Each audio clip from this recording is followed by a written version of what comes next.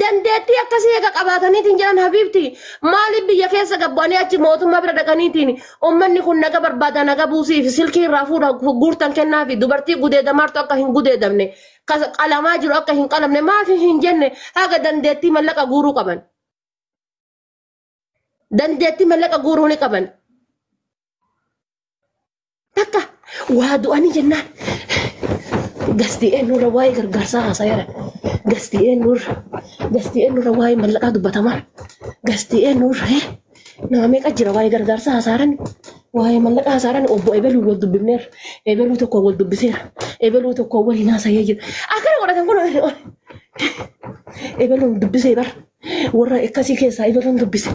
Itti gaafatamaa nama asiin dura akkaawuntii warra gargaarsaa bira banan Ebeluun dubbise. Eenyutu jira? Maal taasisa maal? Eenyu guuri siin jedhee mallaqa namni tokko guurina irra mari'atameeti. Mootummaa walii galame na ajaa'iba bara. Bakka taa'anii yaa Rabbi waa Arsii keessaa waa buqqisi. Harargee keessaa waa buqqisi. Akkas ta'ee na fakkaata bara. Yaa Rabbi Harargee keessaa waa rakkisi.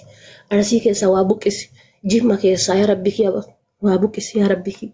Yaa Rabbi gara Wallaggaa fi Shawaa kanatti yaa Rabbi. Hai, ni saya jawab bakka ummatuma garamiin cirannaa. Miskiinotuma mana madaamii tana garamiin cirannaa. Garamiin buqifna.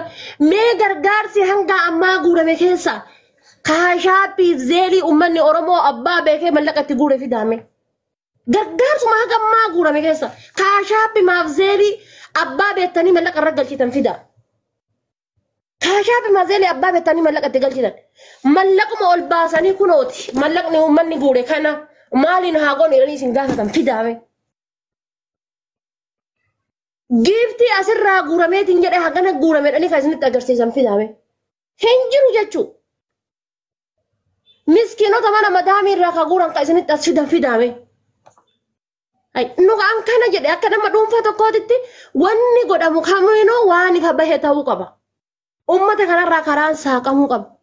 Gaafa karaan saaqame miskiinni mana madaam keessaallee diyaaspooraallee diqqaanillee guddaanillee waan qabuun uummata kana haa gargaaru haa bira dhaabbatu.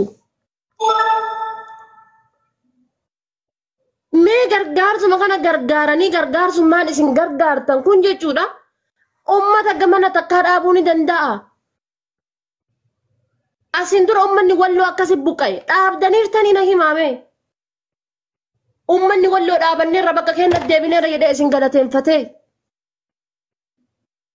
Asiin dura Wallagga akkasii cafacafamaa turte. Dhaabanneerra bakka keenyatti qabeenyi keenya guutuun nu deebiira isiniin jedhanii. Hin jenne jechuudha. Duraan dursee namni aangoo mootummaa waliin haasa'uu qabu nageenya mootummataatiif haasa'uu qabaadha. Malee nageenya daakuutiin maaf haasa'e? Nageenya mokoroniitiin maa haasoftan. Ati maan rakkattee Habiibii kiyya guyyaa san inshallah caatii gurunta guuttattee makiinaa gubbaa baatee daakuu feetee deemaarta achi suuraa.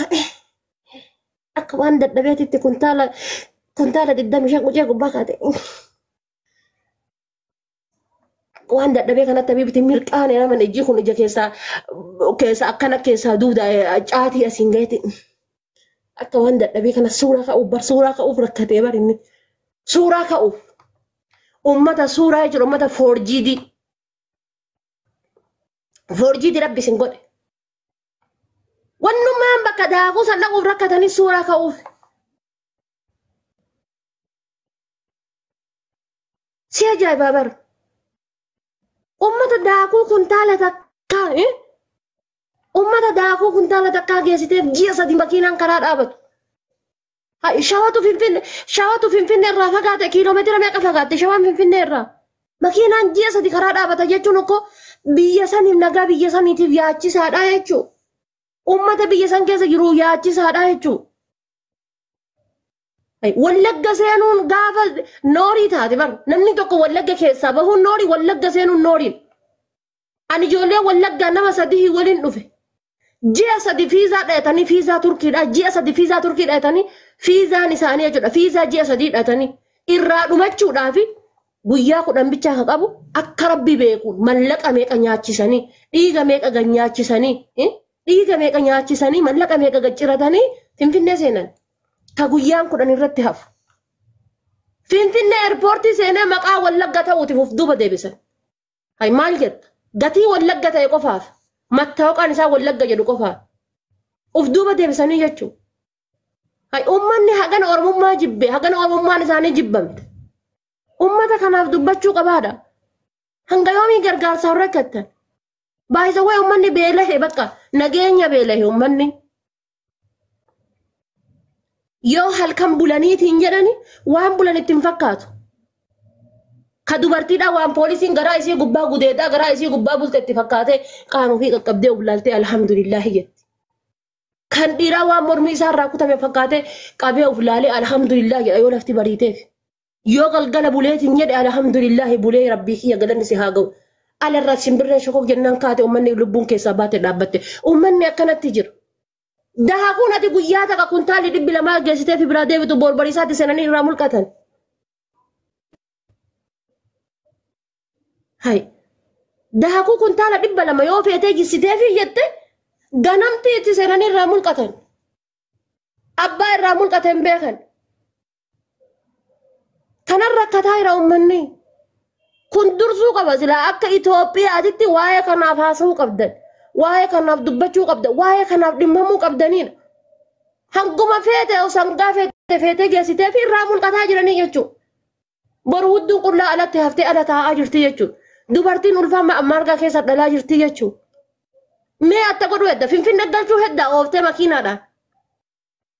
Mee dhannee uummata san oofnee Finfinnee galchinoo jettan isin deeggara. Bakka isaan jiranitti daakuu geessinaa fi bishaan geessinaa yoo jettan isin hin deeggaru. Ummanni beelahee jira beelahee jira. Mee eenyuun beela baasta? Bishaan Ayilaandii takka tan abbaan dhugee ilmoon geenne ta ilmoon dhuddee haadhan geenne. Kanatti yaaduu qabdan tultulloonni jechuudha. Warroonni waa shaqqalachuu bicha waan caatiidhaa fi waan biira daqiiqa takkaatii fi waan yeroo takka gaariidhaan yaabbattanitti dheebottan. Warroonni suuraa ka'uudhaaf rakkattan. Tultulloonni suuraa ka'uu rakkattan. Warroonni wannoodhaaf rakkatan karaa kaashaappiitiif zeeliitiif rakkattan. Deema dalagadhaa. Warri kaashaappiif zeelillee deema dalagadhaa. Hojjadhaa biyya faranjii keessa jirta obboleessa kiyya biyya daqiiqaan takkittiin doolaaraan assaabamtu keessa jirta. Dalagadhu. Birri mallaqa miskiinaa nyaachuudhaaf hin dhaabatini. Sanuu bar mallaquma nama dhuunfaa osoo nyaatanii homaa miti bar mallaqa hawaasa badhaa kana nyaachuudha kun. Kaashaappii kiyya irra guurama. Zeelii kiyya irra guurama. Onneen akka dadhaatti.